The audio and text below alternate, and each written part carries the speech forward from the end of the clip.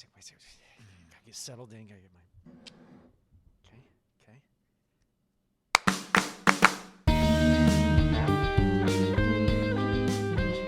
Hey, everybody, welcome. That's Jack Hinkle. And he's Steve Peterson. Welcome back to another episode of Chops Podcast. We're back. We're back. And you're still in season 2. And last episode was season 2, but this is our first one coming back in the new semester at Concord High School. So we're glad to be here. Ooh. We are glad to be here because it's our choice to be here. Okay. So part of the new thing with the new semester is new classes. Oh, yeah. Right? And we have some classes that are old that we've already seen before that are full year, but some classes we're starting fresh, and we started fresh today. Yep. I had a new piano class I said hello to. Yep. You had a new piano I class. had a new piano class. I think First day of that's it. school is like the most fun day of school. It's when really you have fun. new kids.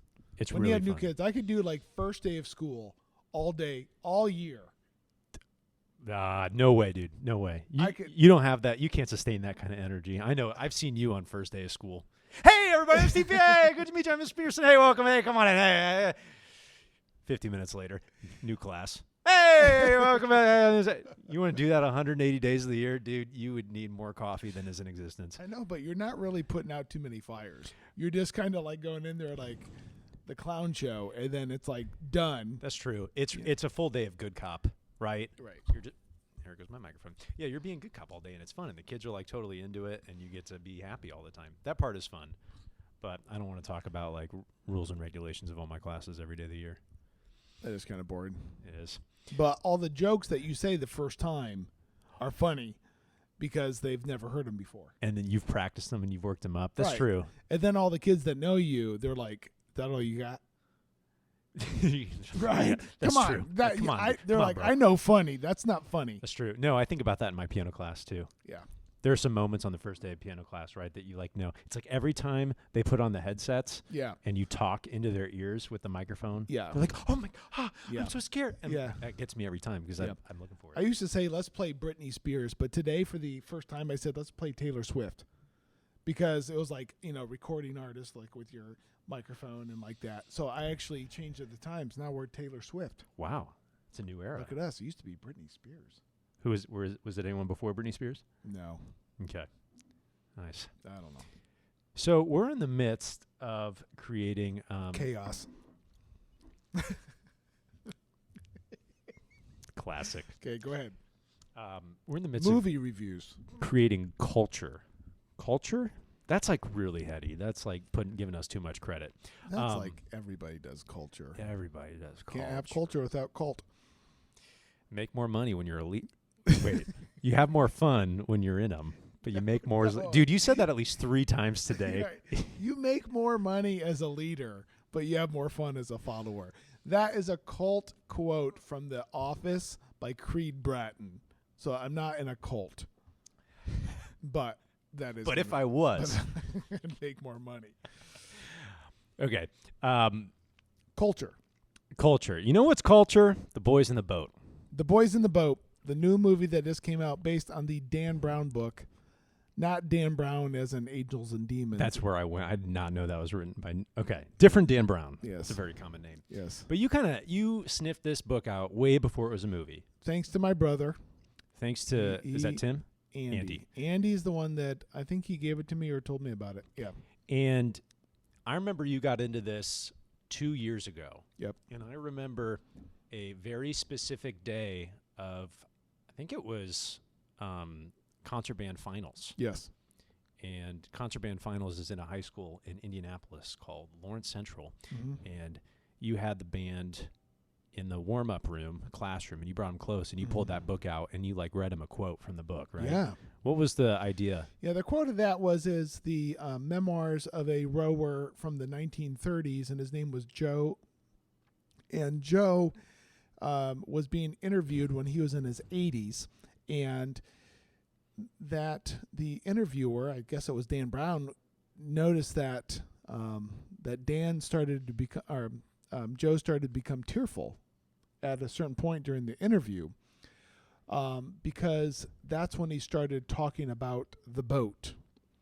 And it wasn't the boat of just the sculling boat with the 8 guys in it or the 6 guys in it rowing. Not the physical boat, but it's the actual composition of the team being in the boat together, the physical boat, the physical work that you did together, the bonding that the team had, the smells of the boat, the feeling of the boat, the sounds of the boat. And so it's like it was the whole longing for that experience that made him tearful. I remember we talked about this on an episode, like early episode. We did? You remember that? No. There was like some quote about the vast and endless sea that came up like early, like in the summer. Yeah, I do, Yeah, but I didn't know yeah. we talked about. I don't know if we talked about the book itself and like the idea and like where Right. we're going with it today, because it is like a different. Right, that pace. was like helping students build a boat.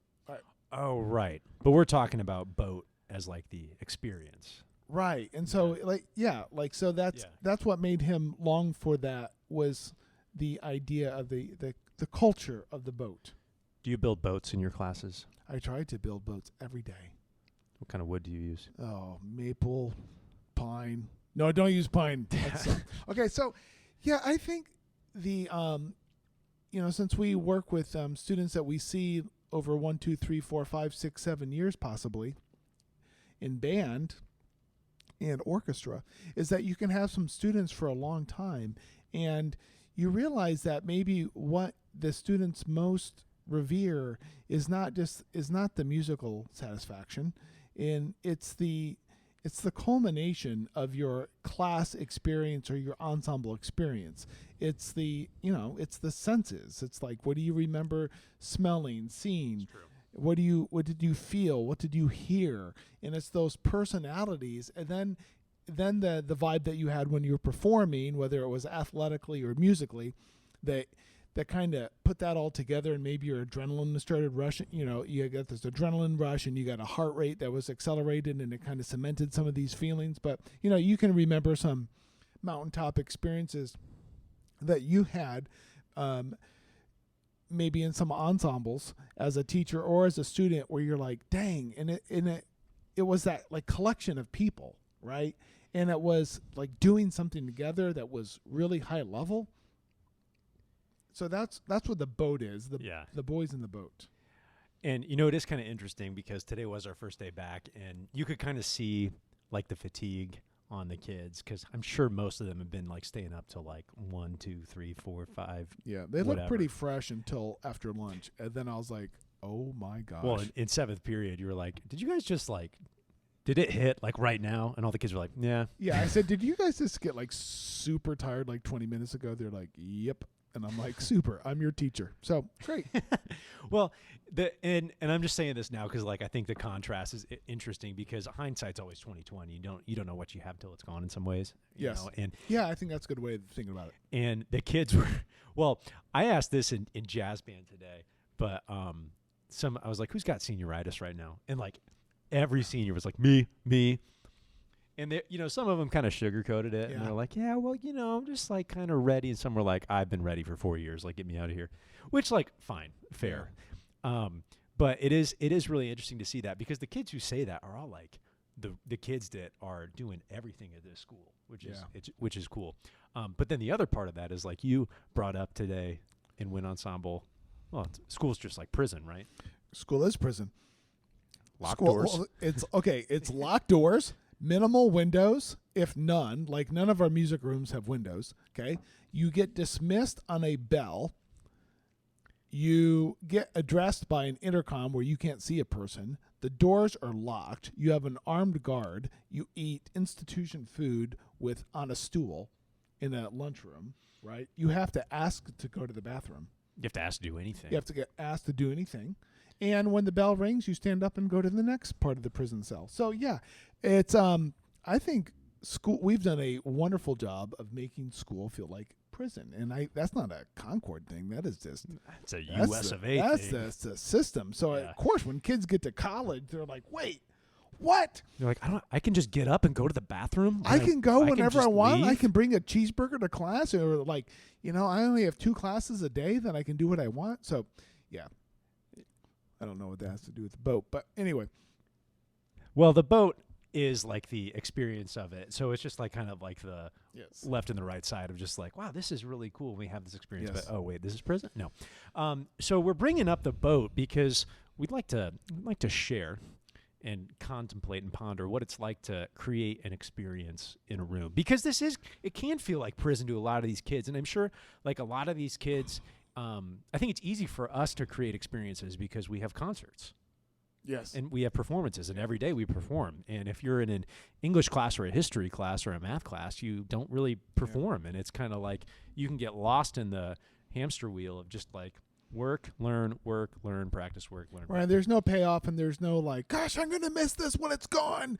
Or this is really frustrating, but man, that was fun. Yeah, and your parents don't come to watch you take a test on like They X's and but Y's. Right, exactly. So I think some of the best experiences, best experiences, best Mr. boat Peterson. experiences, I think are like nighttime jazz performances, right?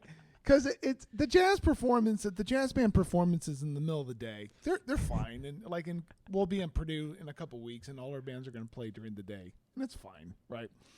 But like when you have the nighttime jazz performances, whether it would be like a night show at a jazz festival or jazz cafe, or we used to play at a club in South Bend. Were you ever a part of that? I don't think so. It was part of like Club LaSalle. We used to play in the Oh. back room there at the We jazz did. club. We did Nights Oh, it Columbus. was Trios.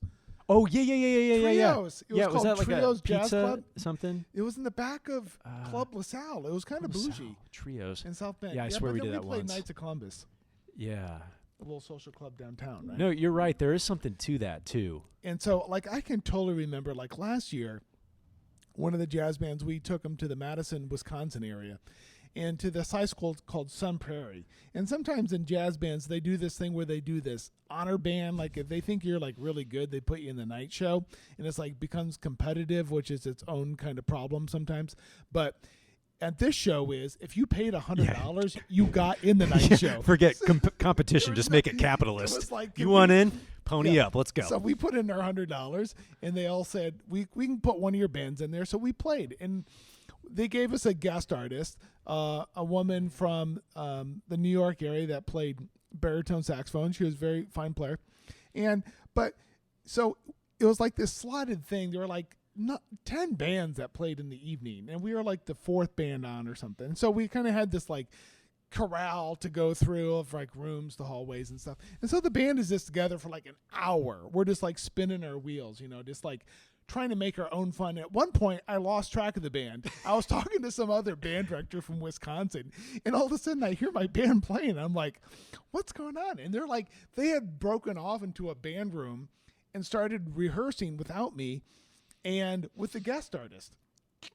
And they just wanted to go through it. Let's I was go. like, Hey, Mr. P, you can't. No. I was like, you guys good? They're like, yeah, we're good. And so I thought that was kind of fun. But then we got backstage, and it was a huge stage, and the band in front of us, I think, played a Stevie Wonder tune. No, they played something. But anyway, we were like, it was like a dance party, like backstage. And it was like dark except for our phones. And so you couldn't see us. We were not interrupting the performance, but we were just like yucking it up, like being quiet, but just like grooving and dancing.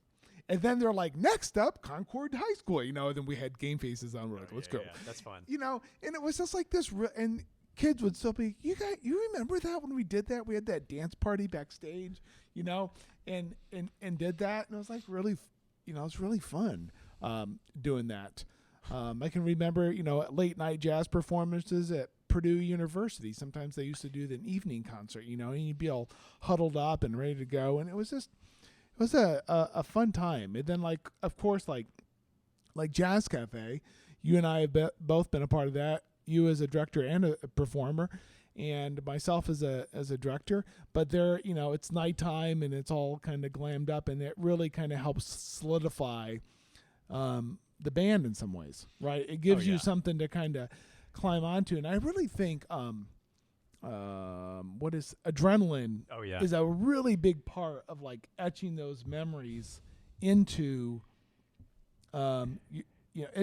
etching, making that a memory that sticks. Well, and you and I talk too, like we use recordings a lot as like a evaluation tool, right? Yes. And we like to show them to the kids, but sometimes you and I don't want to listen to the recordings if there's nothing else we can fix in the music, because we just want to have that memory and what we think it is in our head, right?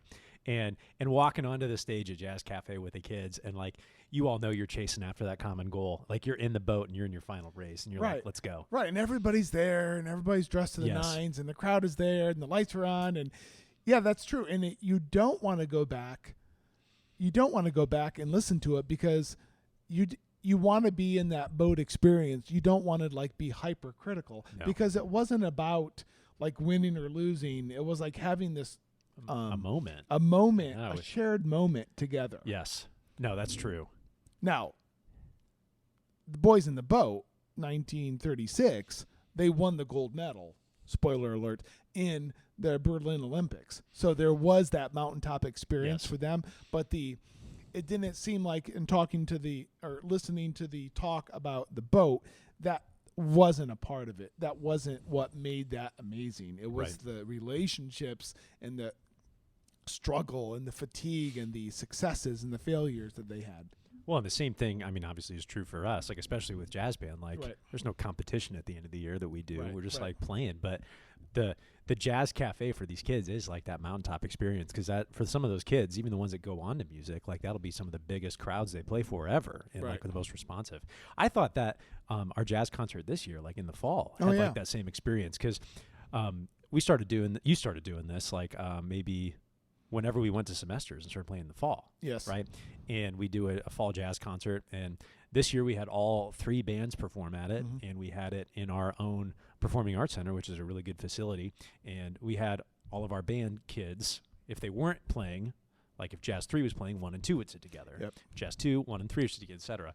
And those kids were like the most rowdy, fun cheer block that they could be for each one of those kids. Right. And my gosh, I think playing an improvised solo in a high school is like one of the most like can be one of the most like scary experiences, because you don't know what you're going to play. Right. You do not know what you're going to play when you stand up, and you just see what comes out. And having that cheer block of kids supporting is like one of the coolest things to hear. Yeah. And that is, you're with the boys in the boat. Right, or the girls in the boat, like that's a shared experience, and it's. I guess part of one of the other things about the boat is it's maybe hard to explain to other people. You know, like the rowers in that boat, maybe that'd be a hard time to totally show us. Although the boat did a good job, the book did a good job of showing us that. But you know, it's such a unique experience that does involve the racing of adrenaline. So what it sounds like too is like to experience that, like you can't just have the end game of whatever that is. There has to be like an experience going through that entire time, like in your class. Yes. So it's probably good for us at this point to kind of share some things, or like maybe strategies, or just what we do and what we would like to aim for when we try creating this experience for our kids. Because the worst thing we can do is teach a class. Yep. The worst thing we can do is have the kids show up, clock in, do the stuff, and leave. I mean, I don't want to be a teacher if that's the gig. Like, I'm not doing that. So I want to make an experience for the kids that like they can remember, and every day that we come in, it's like it's our club. Like, this is what we're doing. Right. So what do you do? Well, I was going to use you as an example for this, because I think this is like a really good opportunity, because I did come into this late. What do you mean you came into it late? Well, with Wind Ensemble. So we are now teaching, Steve and I now team teach 2 bands. We teach the Wind Ensemble, and we teach another band called Sinfonietta. When we were in the last semester, we weren't team teaching yet, because we were at the same class period. So I came in today as the first day of the new school year to assist Steve in teaching Wind Ensemble. And you've already apparently created some inside jokes that I'm like trying to pick up on, but they're playing this tune that has like this big maracas solo in the very beginning, right? That's essentially what it is. Yeah. And you had a tuba player who was wearing bracelets, right? Apparently he was supposed to be the maraca back there. Yes. But but it didn't quite work out. So you took your keys out of your pocket and handed it to a clarinet player in the front row and said, "Here." So then they played through the excerpt again, and when the maraca solo came, because we don't have percussionists yet in full band, the clarinet player shook the keys really loud, and it was like pretty funny. But the kids didn't laugh out loud like it was the first time, because it wasn't, right? Right. But I'm sitting there like the first day, and I'm like, what? Oh, I see what's going on. Yeah. Nice. So I think that's like a perfect way that you've created some like boat experience in there, because when kids are playing that in their contest performance, like when they're in their concert blacks, some of them are going to be thinking back to that moment of that student shaking the keys or the bracelet. Exactly. And so you're setting the breadcrumbs out so that you can kind of trace back your trajectory of your that's a good way of like, and not that we try to create a culture of like inside jokes, but certainly like having inside a common language. Yes. That is maybe not understood by everybody else. Because like if you're on a sports team, you use lingo and phrases that not everybody understands. Right. And you would find certain things funny because somebody did a drill wrong. So it is in that moment, though, of trying to create like almost like a club mentality. Yes. Yeah. Right. And you want them in the best boats or the classrooms or the best bands or the best is where everybody's in on the joke. Yes. Yeah. If you have an inside joke, the whole class has got to be on the inside, the whole group. Because then it's funny. Because then if you have an outsider, maybe like another teacher come in or an administrator, and a certain catchphrase is said, then it's like funny to those people, and it's like you're reassuring that like you know it if you're in the group. Like you're in. You're in. And so I think you can do that. I know you can do that with any class. Yes. Right? With any group. Yes. It could be beginning piano, it could be first week of marching band, it could be beginning trumpets in 6th grade, or it could be jazz 1 at the end of the year. Any group. Right. So giving them a common language that they wouldn't find in other places in the school. Right. And it doesn't have to be humor. Nope. That's just something Nope. I don't think The Boys in the Boat was based on humor. It was based on brute force, right? Maybe we should teach our classes like that. Right. Just give everyone 2 oars and see what happens. Okay, kids. Hit each other. Ow, I got hit in the head. Oh, we give kids trombones. It's not that different, is it? Classic. Yeah, I mean it's all that kind of idea. And I will say too, like whatever that is, whatever your direction, whether that you want that to be humor or like a work ethic, I think it needs to be authentic to you. Because there are some teachers that try to be funny. Yeah. And some are, but some that really try and like, I want to be funny. I'm going to be a funny guy. I'm going to be a funny guy this year. It'll fall flat. And there are teachers that like, who are not like intense people, but then they try to be really intense and the kids are like, what are you doing, dude? Calm down. It doesn't work. Yeah. So it's gotta be like an extension of you. And finding that can take time, but creating space, not creating moments for that, but creating the space for those moments will help you find those moments. Yes. I think it helps it make it a little more authentic. And sometimes giving the kids space to create those moments, or, it doesn't have to be 50 minutes bell to bell of content. And it doesn't even have to just be like purposeful get to know you time. Like if you plan in get to know you time, I mean, yes, that can work, but plan space for get to know you time. Organically grown. Yeah. Right. Because the organic moments is what creates the boat culture, the boat mentality. Right. It's not the scripted stuff. Yeah.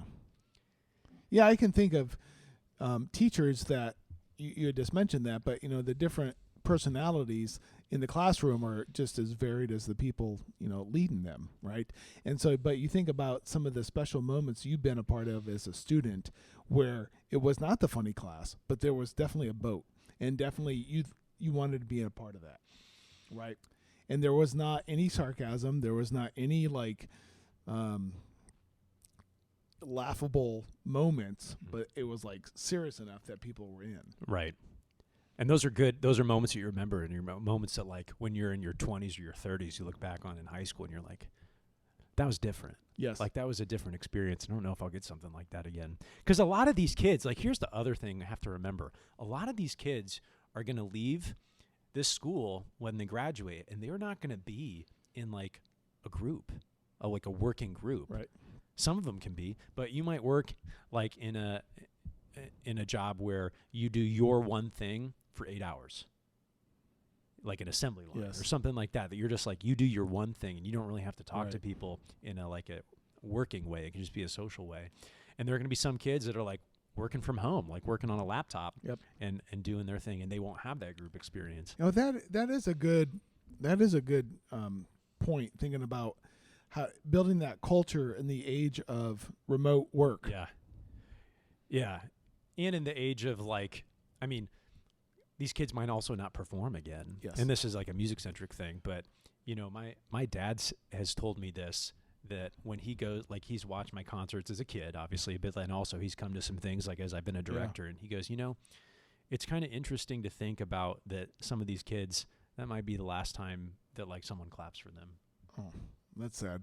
That's real. But it's real, and I'm thinking like these are why we need to give these moments like importance. Yeah, because when these kids leave, like they might not be in a group, they might not perform again, they might not be on a stage again, and creating moments and creating this experience is like so important to give them something to latch onto.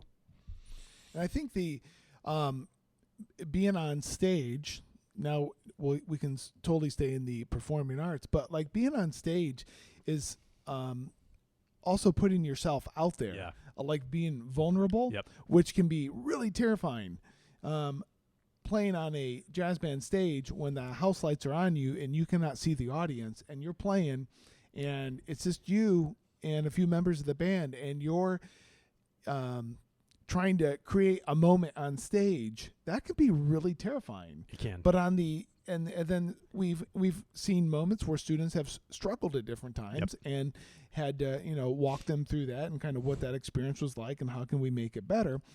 But then also feeling like when they were able to create something on stage and kind of almost transcend what they were able to do by themselves and what they were able to do in a normal circumstance, they kind of had these, again, like a mountaintop experience. Yes. And so like these guys rowing the boat, it was like they did these outrageous things. Like they were the JV boat that ended up winning a gold medal. And because they had this group mentality, this culture, this commitment to the boat, to the system that allowed them to go further than they thought they would ever go. And this is a universal concept. Yes. This is not, we're talking about performing arts, we're talking about the boat, but every one of our kids is going to have to, quote, perform at some time in their life, whether that's like a public speaking thing, a job interview. It's going to happen. And having a sense of confidence and understanding the experience, but also understanding the payout is vital to giving these kids success in their life experience. Yes. And, have we talked about the movie Whiplash on this podcast? No, I don't believe so. Well, when you were talking about like the lights going down here, it just made me think of that final scene. And Whiplash is a movie about a drummer, absolutely not school appropriate. However, it does have like a very interesting and about his jazz band director. Yeah, about a jazz band director. But the cinematography of that in that final scene, that really puts you in the feel of what a performance is like, and anyone who knows the movie knows what I'm talking about. But like all these like quick zoom ins on everyone's instruments and like the director's eyes and the main character drummer, his eyes, and it's just like, it's intense. And that's the experience, whether you're on stage or whether you're public speaking or in a job. Like everyone who's done that before knows what it's like. Yes. And part of our job is to give kids that experience so that they know what it's like. But to be safe in that experience, we need to give them the experience along the way as well so that they can reach that mountaintop moment. Right. So we're always trying to find ways to make that happen. I think another thing that's really important is kids have to talk every day. I think every kid should speak every day. Like in class, maybe to you, to the whole class, something. So are your students successful in doing that? We're working. Did you do that today in piano class? Every kid speak? Yeah. Not today. Tomorrow? Probably tomorrow. Today was a lot of I do. Watch Yeah. me. You do this. I do, you do. Yeah, I mean that's piano class day 1, right? Monkey Yes. see, monkey do. Yeah. Right. But in jazz band today and in Sinfonietta today, I was very conscious and intentional about asking questions. It's like every time we played, I'm like asking them questions. Right. And I was trying to do that more. But that gets them like thinking, and it creates these moments for experiences, because it's really cool if one kid raises their hand, says something, and then that makes this kid over here be like, oh yeah, I thought about that too and did this. And then they're talking. A synergy. Yeah, and that's like where that lies, like creating that experience, and having those moments be authentic and not scripted too. You know, I can think of a time, this was like last year, that this was like really hilarious. And I might have said this on the podcast before, but we were rehearsing this Latin tune in jazz band. And it was like really fast paced, really up tempo. And we had a musician in there who was like pretty solid and could improvise very well. And this musician looked how he played. Like he always was very visually like aggressive, I guess, and would like move a lot when he played. And he played vibraphones on this piece. And he was playing so hard that when he hit this, he hit the vibraphone, and the bead of his mallet just shot off across the room, and like kids were like dodging out of the way, and like obviously everyone just like, we were just laughing so hard we couldn't keep playing. But like that was like a moment that all those kids remembered, because it didn't happen out of like stupidity. Right. Because stuff can happen out of stupidity and everyone stops and laughs, and like that kind of gets annoying. But that happened out of like tenacity. Yeah. Yeah. And that was cool, because that kid was tearing up a solo and everyone just watched it happen. It was like really funny. And like that's a moment that lives in that band room that those kids will remember. And I know you have moments in that band room from other times. And I mean, just think of how many moments are in that. And you think of like all the rooms in this school that have those like similar moments. Right. I mean, you can think of teachers that you've worked with that, you know, had like heartfelt moments with their kids that like live in that room from years and years ago, or maybe some that happened like months ago, you know, more recent. And like all the memories these kids can like carry around the school. And like that's like our mission is like being a creator of that as we're teaching. Yeah. It makes me think of one time we went to a concert at Purdue University. We watched a concert, and there was somebody giving a performance and in the evening, and they were saying they had this whole like theater to themselves and had us captive there talking. And they're like, you know, if you just listen, they had a vocalist. They were like, if you listen, there's the song of Misty up there. You hear it?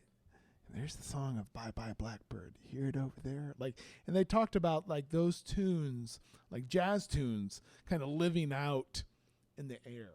Like those jazz standards are like living, kind of breathing out there. And then like you get to kind of revisit them. Kind of like your same idea of like, you know, the sacred space, like those memories are there for the students, right? And those teachers too. Of those boys in the boat culture moments. It makes our role kind of change to more of like a facilitator. Oh, I like that, facilitator. Yeah, Maybe that could be our new title. I'm a facilitator. I went to facilitating school. Yeah, I like that. It sounds more like legit than I'm a teacher. No, I'm a facilitator. I'm a facilitator of learning. But they have to have the skills. They do need to have the skills. We can't give the students knowledge. They have to come. They have to. We've been trying for years. We can give them out, but they have to digest the knowledge, right? But yeah, then once they have the knowledge, and then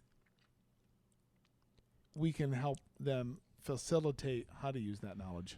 I'd be really interested to know like what a person in their 40s, 50s, 60s thinks what school is like now. And like, okay, you're a person in that generation. Sorry, I just outed your age. It was a large gap though.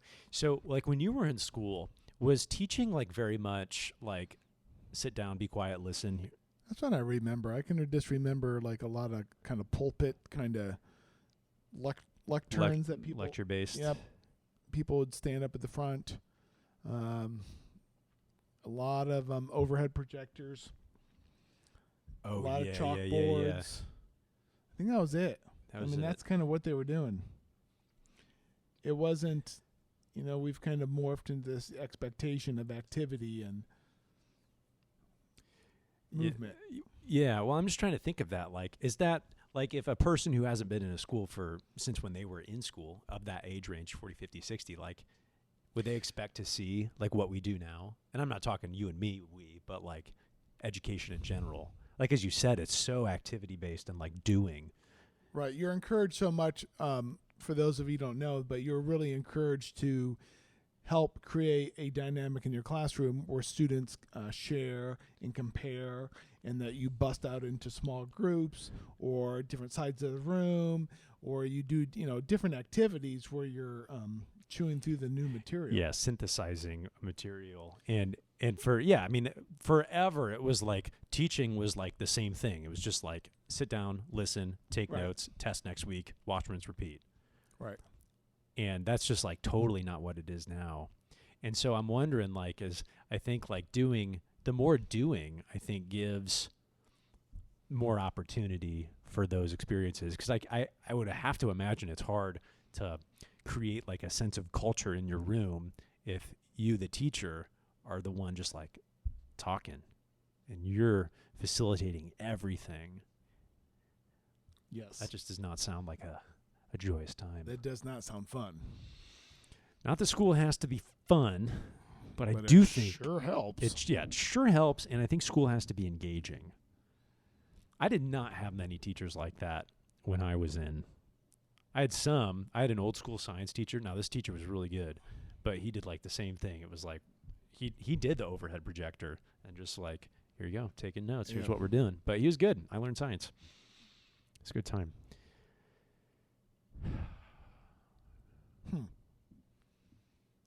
I was just thinking about some science experiment or some, one of my science teachers always had overhead pen all over their shirt and all over their hand. He was kind of a mess, but it was kind of funny. And he was smart as a whip, but that's when I figured out I wasn't the science guy. There were several moments in my life when I was like, science, nope. Math, nope. English, possibly. Band, yeah, give it a shot. Yeah, history was not my game. Really? Dude, I was so bad at history. It was so bad. I don't know. See, I think if I were to not teach music, I would teach social studies. Yeah, but you're into that. You get into those documentaries That's true. and stuff. I'm comparing myself to you. You would teach math. I would teach math. Did you almost become a math teacher? I don't think so. You're like, not that much. I know. I went back and forth with, like, I thought about law at one point. Dude, I would be a horrible lawyer. Yeah, you said that because you don't like to read. You don't read that That's much. What law is, apparently. You just read, and I was not good at reading. So why would you want to do that? Because you wanted to have a briefcase and a killer suit and, like, be making that bank? Hey, I can still have a briefcase and killer suit. So why don't? What keeps you back? I think I was into the idea of, like, I just got that. Nice. Yeah. I was into the idea of, like, arguing, like, trying to catch someone, which I probably do more in teaching as I would, except I do it with kids, so it's less fun. But that kind of idea was interesting. But no, I could not read. I could not do, like, the reading comprehension thing. That was not my game. So math was good for me. Numbers. It's a good time. But, I had some experiences, and I'm just trying to think back, getting this away from music. Like, I had really good boat experiences. Well, I was telling my kids about this today, but I think I've talked about this teacher that I had for calculus would take, like, Katy Perry songs and rewrite them with calculus lyrics, and he would perform them, like, once a week. I mean, stuff like that happened. We had, like, really heartfelt speeches in, like, an English classroom in this room that kids would cry, and that's, like, a moment you remember, and, like, circle discussions about that stuff. They're just, like, moments all the time. And maybe I had, like, a really lucky experience to have that stuff, but I want to give that stuff to the kids, and kind of in light of what we were talking about today, like with thinking about school being like feeling like prison, or the kids talking about senioritis, is that, again, it's fine if they're thinking that now because they're in it and they're in the grind of it, but, like, I hope when they look back they can see, like, oh, I was a part of something. Yep. And it's easy for the kids, I think, in marching band to do that because, as you're saying, that's like adrenaline. That's like an adrenaline city. is like if you have the adrenaline pumping, you're like, I'm thinking this is a moment. But I want the kids to experience these moments when they're not pumped with adrenaline. Right.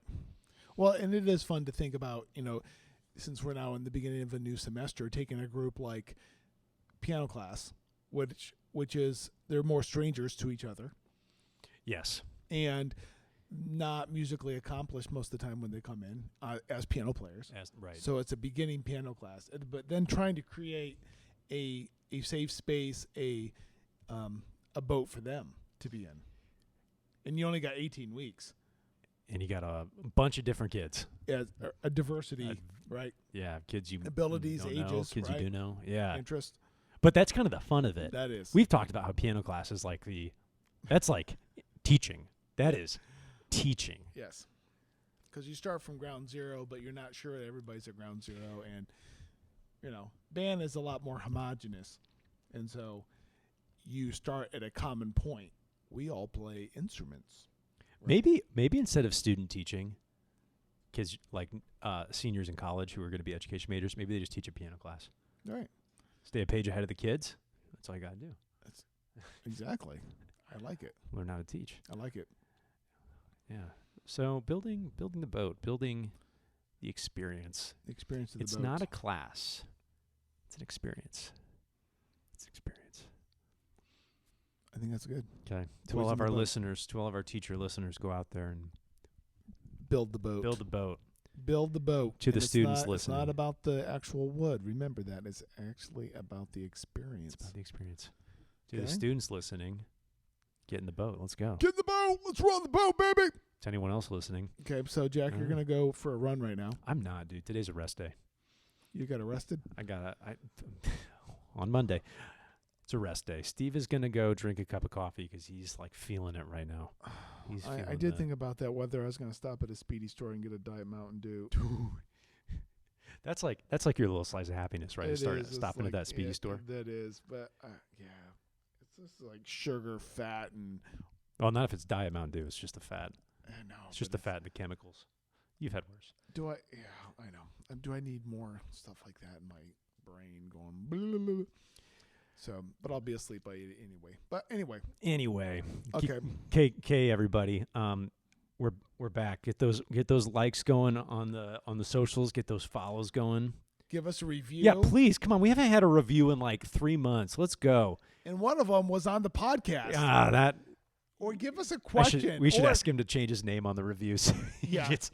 Well, I'm going to start making a bunch of Gmail. Let's make a bot account. Yeah, let's get like a Chat GPT. Yeah. There you go. Well, yeah, or you send us a question in the TikTok Reels or in Instagram or on YouTube. Like, send us a question or a topic maybe that you'd like us to discuss. Okay. And tell your friends about the Heidi Snyder TikTok so they can see why they should listen to us. Exactly. That thing blew up.